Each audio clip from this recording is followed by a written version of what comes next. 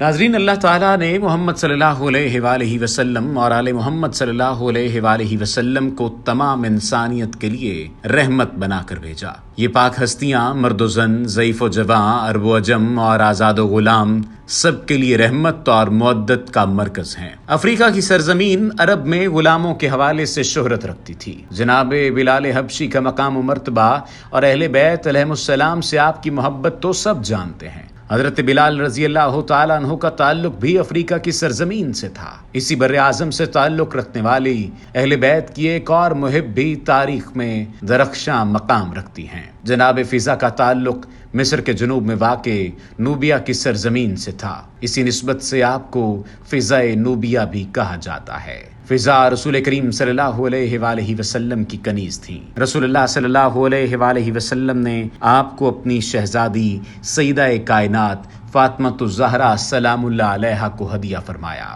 سیدہ زہرا سلام اللہ علیہا نے فضا کو اپنے بابا کی تعلیمات کے مطابق خاندان کا فرد اور اپنی بہن بنا کر رکھا۔ رسول اللہ صلی اللہ علیہ وآلہ وسلم فرماتے تھے کہ جو خود کھاؤ وہی غلاموں کو کھلاؤ، جیسا کپڑا خود پہنو وہی غلاموں کو پہناؤ۔ سیدہ زہرا سلام اللہ علیہا سے زیادہ اور کون اپنے بابا کی تعلیم کی پیروی کر سکتا تھا؟ سیدہ جو خود کھاتی وہی جناب فضا کو کھلاتی، جو کپڑا اپنے لیے خریدتی وہی فضا کے لیے خریدتی، یہاں تک کہ گھر کے کام بھی فضا کے ساتھ برابر بانٹ رکھے تھے۔ ایک دن دو جہاں کی ملکہ گھر کے کام کرتی تو دوسرے دن ان کی کنیز فضا۔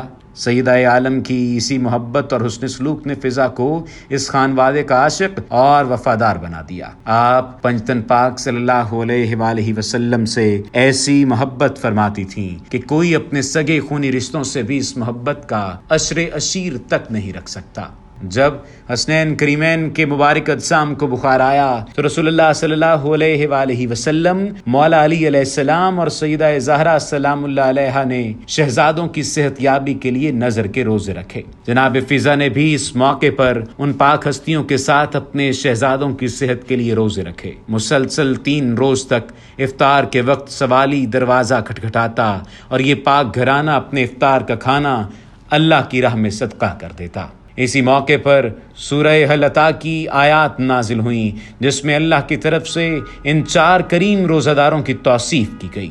مولا علی علیہ السلام اور جناب زہرا سلام اللہ علیہا نے جناب فضا کو ہمیشہ بہن جانا تھا تو حسنین کریمین اور جناب زینب و ام کلثوم نے بھی ہمیشہ ماں سمجھا اور بے پناہ عزت و احترام دیا۔ جناب فضا کو اس گھرانے سے عزت اور محبت کے ساتھ ساتھ علم اور جلال بھی عطا ہوا۔ کنیز اہل بیت فضا سلام اللہ علیہا کے علم، بالخصوص قرآن پر آپ کے عبور کا اعتراف وقت کے خلفاء بھی کرتے تھے۔ روایات کے مطابق کربلا کے میدان میں بھی فضا اہل بیت کے ساتھ موجود تھی اور سفر کوفہ و شام اور قید و بند کی صعوبتوں میں بھی وفاداری اور ہمت کے ساتھ اہل حرم کی ہم رکاب رہیں۔ آپ اس وقت بہت ضعیف ہو چکی تھیں لیکن آپ نے اپنی استطاعت کے مطابق اہل بیت اطہار کی ہر ممکن حمایت فرمائی۔ کربلا کے میدان میں شیر اور فضا کا واقعہ بھی کتب میں منقول ہے اور اسی نسبت سے کربلا میں شیر و فضا کا مقام عقیدت مندوں کی توجہ کا خاص مرکز ہے۔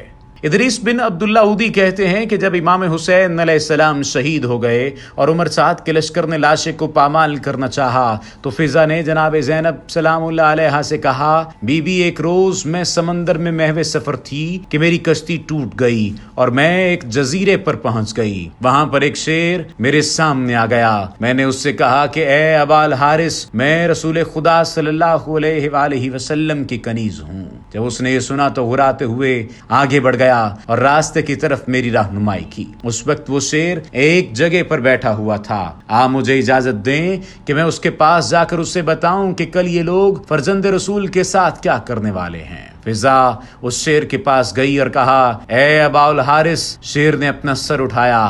فضا نے کہا، تمہیں معلوم ہے کل یہ لوگ امام حسین علیہ السلام کے ساتھ کیا کرنے والے ہیں؟ ان کا لاشا پامال کرنا چاہتے ہیں۔ یہ سن کر شیر امام علیہ السلام کے لاشے پر آیا اور دونوں ہاتھوں سے جسم کو چھپا لیا۔ لشکر والے آئے تو شیر کو دیکھا۔ عمر سعد نے لشکر سے کہا، یہ فتنہ ہے، اسے جوش نہ دلانا، واپس لوٹ جاؤ۔ سب واپس لوٹ گئے۔ اہل بیت کی اس جانثار مومنہ کی قبر اطہر شام کے قبرستان باب الصغیر میں بنو ہاشم کی قبروں کے پہلو میں موجود ہے۔